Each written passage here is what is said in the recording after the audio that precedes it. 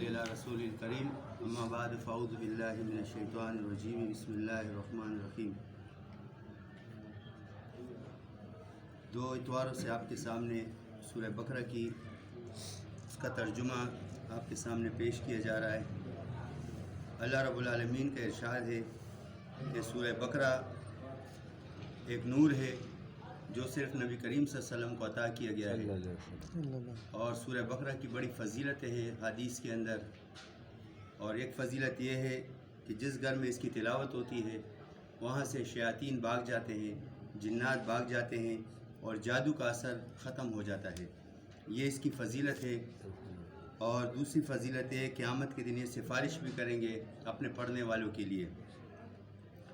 تو اللہ رب العالمین نے اس کے اندر تین قسم کے لوگوں کا تذکرہ کیا ہے جو آپ کے سامنے گزر چکا ہے، مومنین کا، کافروں کا، مشرکوں کا اور منافقین کا۔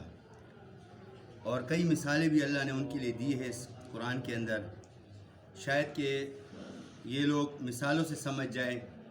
جب مثالوں پہ بھی نہیں سمجھے تو پھر اللہ تعالیٰ نے آگے چل کر ان کو اپنی وحدانیت کا درس دیا ہے کہ ہو سکتا ہے میری وحدانیت کو سن کر یہ لوگ ایمان لے آئے۔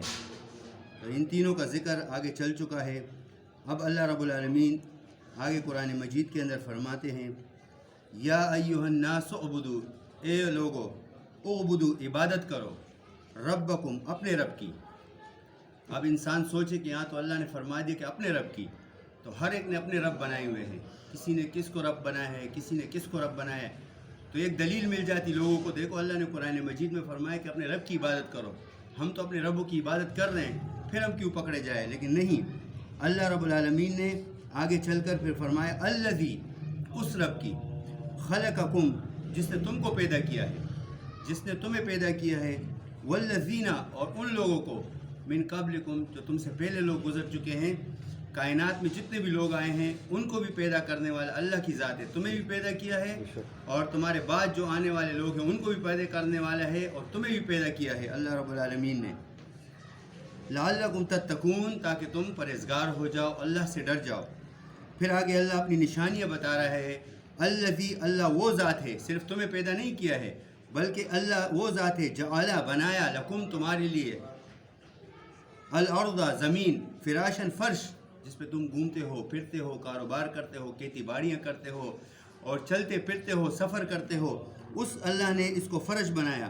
پھر اللہ نے فرمایا کہ صرف زمین کو نہیں بنایا، والسماء بناء، آسمان کو بھی بنایا، آسمان کو بھی تمہارے لیے بنایا، چھت بنایا ہے، تمہارے اوپر چھت بنا دیا ہے۔ نظریں اوپر لے جاؤ اور دیکھو کہ اس آسمان کے اندر تمہیں کوئی دراڑ نظر آ رہی ہے یا کوئی پلر نظر آ رہا ہے؟ کچھ بھی نہیں ہے۔ یہ اللہ رب العالمین کی قدرت ہے جس نے اپنی قدرت سے اس آسمان کو کھڑا کیا ہے، اور اس میں کوئی ٹیڑھ، کوئی کجی کچھ بھی نہیں ہے۔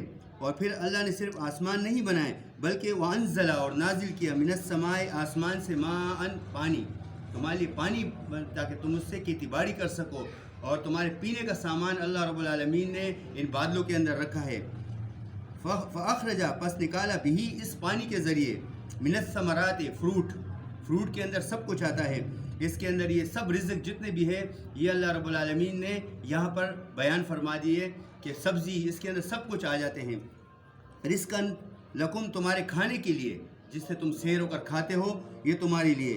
پھر اللہ نے فرمایا کتنی چیزیں اللہ نے یاد کیا، یعنی آسمان کو یاد کیا، زمین کو یاد کیا، اسی طرح پانی کو یاد کیا، اور اسی طرح تمہارا رزق۔ پھر اللہ آگے فرماتا ہے، پھر تم کس کی امیدوں پر جی رہے ہو؟ فلا تجعلوا، پس نہ بناؤ، للہ، اللہ کے لیے، اندادن، شریک، اللہ کے لیے شریک نہ بناؤ۔ اے ظالم انسان، سب کچھ اللہ نے پیدا کیا ہے، سب کچھ اللہ نے بنایا ہے، تمہیں بنایا ہے، آسمان کو بنایا ہے، پھر تم کیوں اللہ کے ساتھ شریک ٹھہراتے ہو؟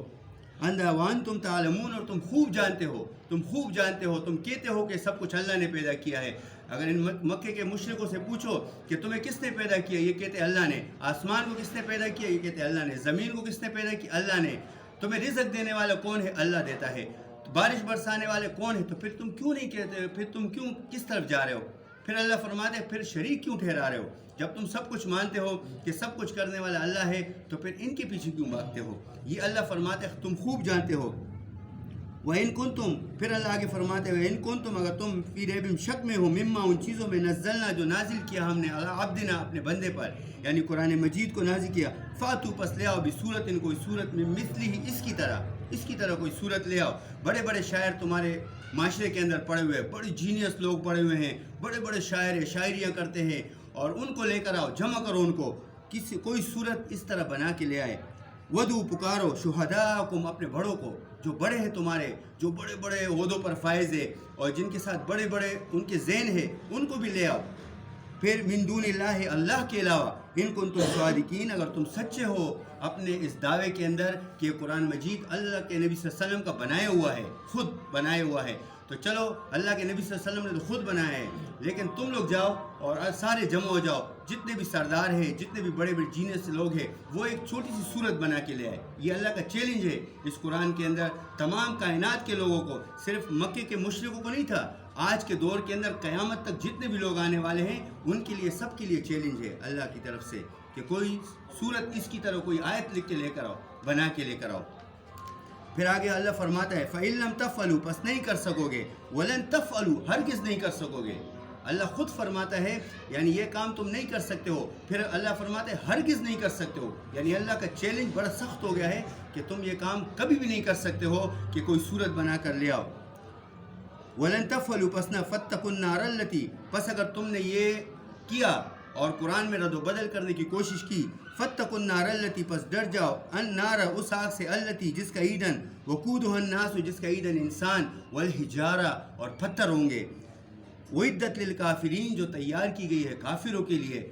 यानी बाज़ उलमा इससे ये मफ़हूम लेते हैं कि यहाँ पत्थरों का जिक्र क्यों हुआ कि इसका ईंधन पत्थर होंगे, आखिर पत्थरों ने क्या कसूर किया है। चलो इंसान कसूर करता है, जिन्नात कसूर करते हैं, वो गुनाहगार हैं, लेकिन इस पे पत्थरों का क्या सवाल है, अल्लाह ने यहाँ पत्थर क्यों इस्तेमाल किया है। तो बाज़ उलमा इससे वो पत्थर मुराद लेते हैं जो लोग पूछते हैं दुनिया के अंदर, जिन्होंने अपने माबूदों को इनसे बना रखा है, इन्हीं पत्थरों से बनाए हैं, इनको बना के अपने उसमें सजा दिया है, इबादत खानों में उनको सजा दिया है, या इसी तरह कब्रों पर जो संगे मरमर लगाते हैं उनको चूमते हैं।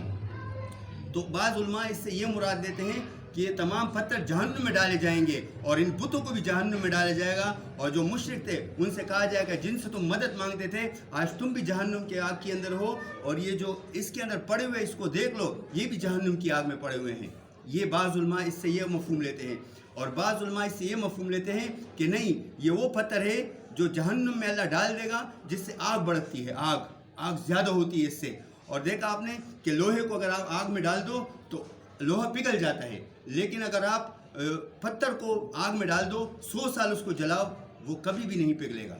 ये खासियत है उस पत्थर की, तो इससे आग और भड़केगी। यानी अल्लाह रब्बुल आलमीन यहाँ ने अल्लाह रब्बुल आलमीन ने पत्थरों का जिक्र इसीलिए किया है कि लोग समझ जाए कि देखो पत्थर भी अल्लाह जहन्नुम में डाल देगा और ये उनको और भी जलाएगा।